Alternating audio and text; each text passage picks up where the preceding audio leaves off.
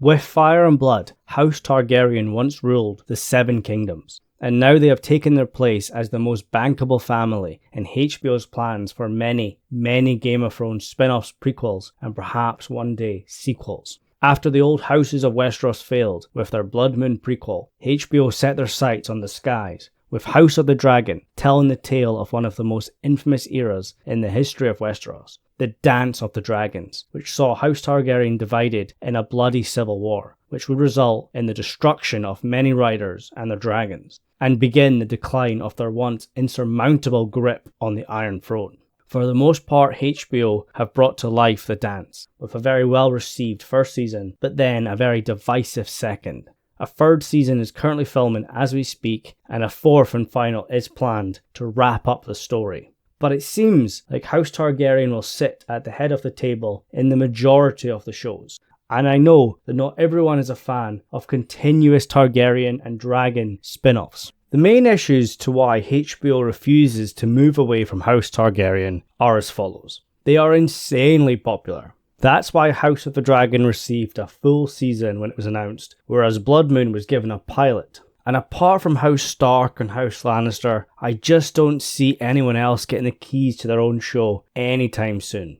For the most part, the Targaryens are some of the best written characters in the entire series. They're instantly recognisable, and those dragons make for some great action scenes when they're used properly. And the majority of Martin's works is set after the Conquest. The Targaryens are pretty much the Skywalkers when it comes to A Song of Ice and Fire, and that's why we keep going back to them. Daenerys was one of the most popular characters in Game of Thrones, and after the character assassination of Dany in the final season, it's clear that HBO want to right some wrongs. Enter Rhaenyra Targaryen.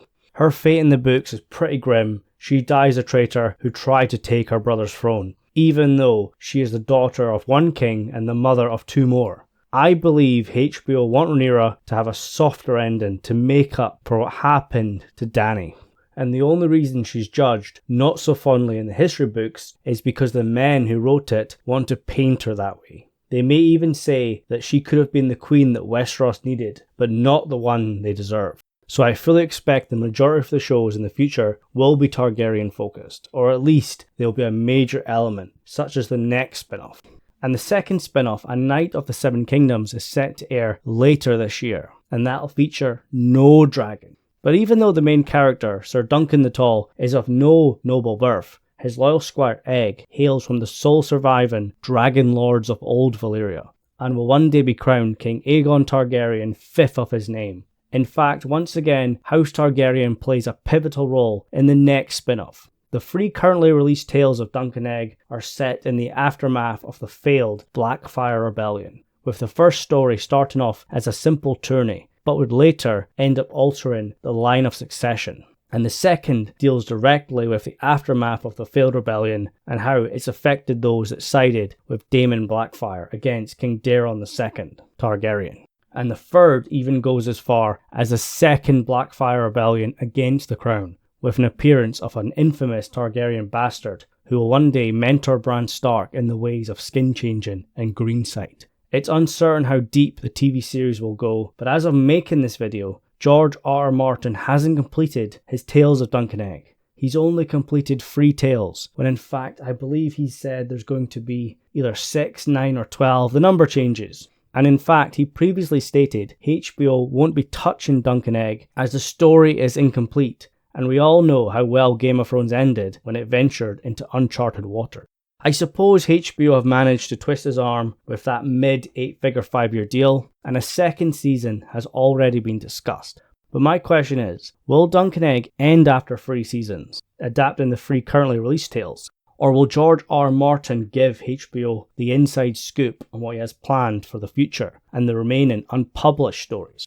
As many suspect, the Tales of Duncan Egg will go all the way until the tragedy of Summerhall, which many fans believe was King Aegon's attempt at bringing back dragons into this world.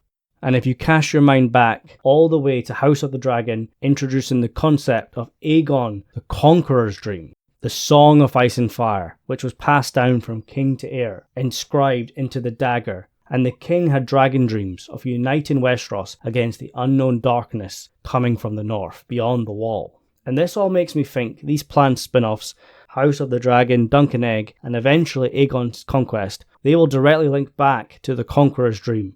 Remember Daemon Targaryen's vision of Daenerys and the birth of her dragons? Perhaps that was a similar dream to what Aegon had. And it is an interesting concept, if it's done right, as prophecy is a major theme in A Song of Ice and Fire, and it's likely Daemon thinks this woman is his unborn child with Rhaenyra.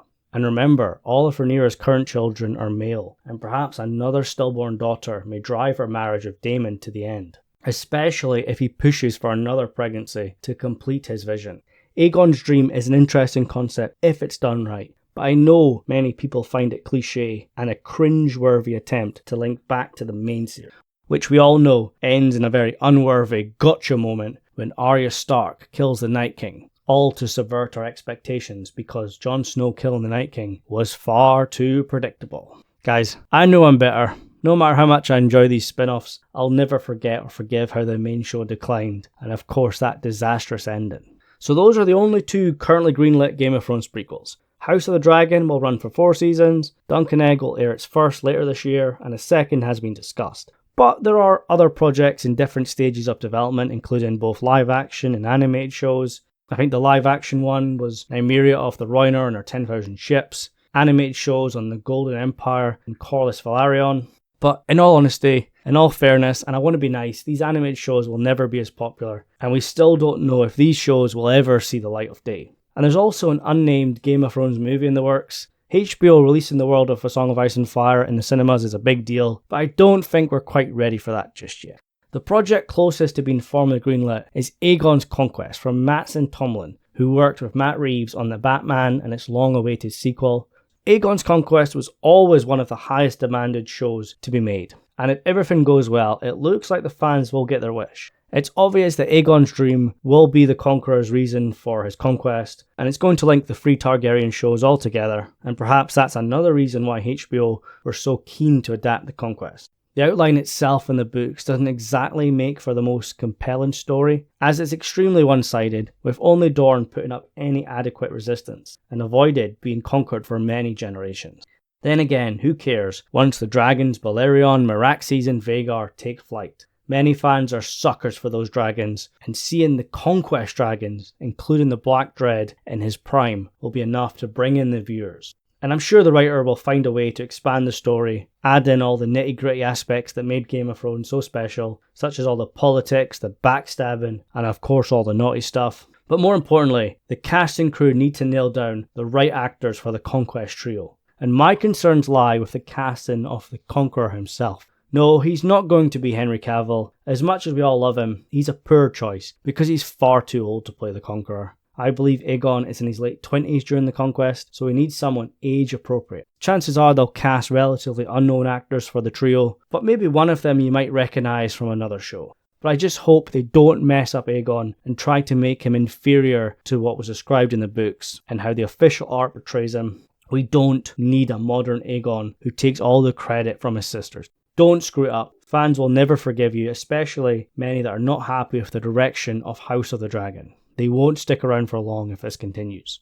But guys, let me know your thoughts on Aegon's Conquest being lined up after Dunk and Egg. Are you happy with another Targaryen prequel? Or do you wish HBO would leave the dragons alone for a while and tell tales of lions and direwolves and other houses of the Seven Kingdoms, and even beyond? I imagine HBO will find a way to incorporate the other houses as secondary characters, but many of us want them as main characters, and for dragons to take a break. Yes, they're not in Dunk and Egg, but it's still a Targaryen show. And I'm a fan of dragons, I love the whole mythology behind them, but I don't want to overexpose us to them. And eventually we will get tired of them. And in Game of Thrones, they were never the main aspect. It was the interesting characters and the thrilling plotlines. All the magic, ice zombies and fire lizards were the icing on the cake. There's plenty of stories to tell, and if HBO plan a multiple series, we don't always have to do the same thing and focus on the same family. But I suppose that's the family they trust the most. But I also fear the more shows they do, the quality will drop and we'll see something along the lines